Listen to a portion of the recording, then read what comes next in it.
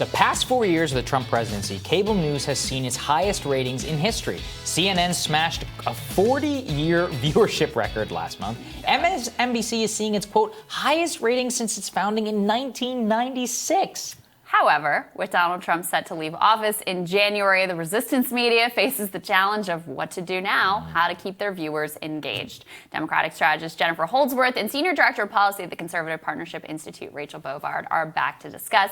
Ladies, so great to have your takes on this. Good to see you guys. Good to see you. Thanks for having me. So, Jen, there's this really funny quote in this piece where they don't name the specific person, but they describe them as on-air talent as like, what do we do when they don't need us anymore? You recommended in the previous segment that, Democrats really need to move on past Trump in order to keep from being sort of frozen in place and really to respond to the fact that American people really want people to have more substantive policy conversation rather than just this personality-based one. Do you think that the cable news networks are going to be able to make that pivot? I don't. I really don't. I mean, I think I'm in the minority here. I think that MSNBC has become insufferable. I've watched it less over the last 4 years than I have at any other time since its founding. I'm usually glued. Now, obviously, that comes with exceptions. There's certain shows that I absolutely will not miss, like Rachel Maddow. But look, I actually think that CNN has sort of grown in its journalistic integrity over the last 4 years. And that came from being, at a constant loggerheads with the president and, being the subject of all this nonsense fake news stuff. So I actually think that you might see them come out on top of this whole thing, because I think that they've sort of pivoted to being like, we are the ones that you can trust. But I think overall, including Fox News in this, by the way, I think that they're going to suffer over the next 4 years, because I think that Fox News has lost a huge audience with the sort of migration of the QAnon folks over to Newsmax and, One America News Network, right? So I think you're going to see across the board cable news suffer over the next 4 years, especially if Joe Biden offers us the kind of presidency that we're expecting, which is nice and normal and not a headline every hour, but maybe every 3 days or so. Yeah, I mean, well, that's the dirty secret, right, Rachel, which is that Trump was the greatest gift that MSNBC and CNN have ever had. They were, I wouldn't say they were dead. I think cable will always be there. But they were a dying medium, even by the New York Times' own estimation. I think that they are in big trouble, especially primetime over at CNN and MSNBC. I do not know how they're going to survive without the latest outrage cycle, and that a lot of the on-air, analysts, Russia analysts, and other people, I don't know what the hell these people are going to do with themselves.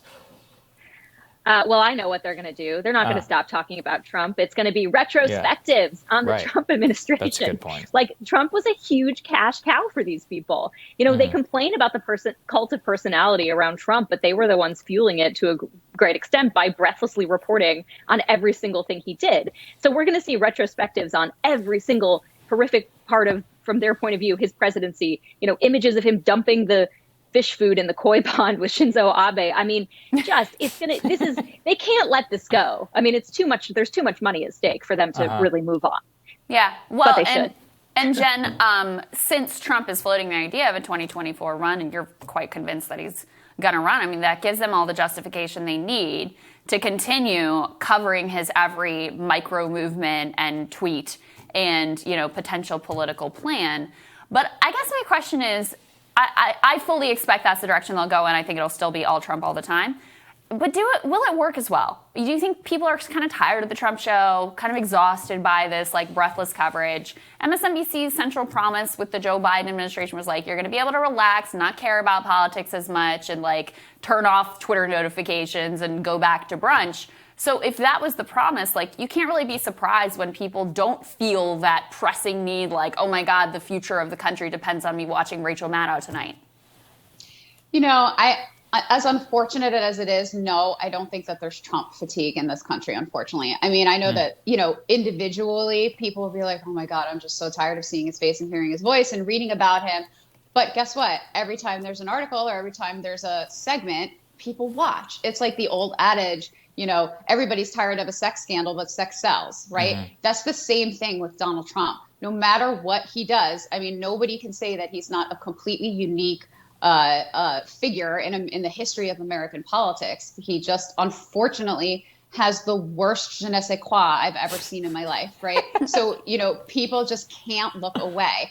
And I think that if the cable news networks do keep up coverage of him, I think that they'll be able to sort of break even on their coverage. But I really don't think it's going to be at the same pace that it has been the last 4 years. I don't think that we're going to live and die by every tweet. I do think that we're going to move on in the conversation a little bit, which is going to be a big blow to them. Yeah, and I'm already seeing the evolution of this, Rachel. I just saw, an MSNBC White House correspondent, somebody I knew, kind of respected at the time, who was like making fun of Fox News' Peter Doocy for shouting a question about the Hunter Biden investigation at Biden after his speech. And I was like, I used to work with you, man. Like, you did this with Trump all the time. So they're not even going to be able to do that. I mean, it's going to turn into this very fawning cover, but fawning coverage is boring, especially when you're watching the presidency. So that's where I just think that they're really shooting themselves in the foot from a business perspective, just in terms of how they're going to try and cover this next administration.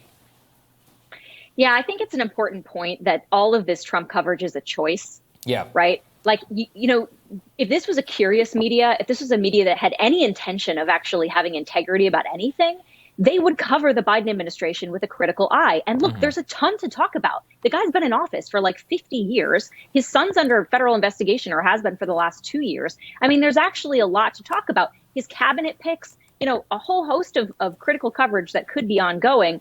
But instead, here we are still talking about Trump tweets because, Trump's the thing that makes them money, and they have zero interest in covering, who the guy who's actually going to take the White House. Yeah, I think that's right. I think those are great points all around. Ladies, so great to see you both. Thanks, guys. Bye. Thank you. Coming up, Joe Biden's recent call with civil rights leaders revealed potentially what kind of president he might be. Ryan Ingram's going to discuss that when Rising returns.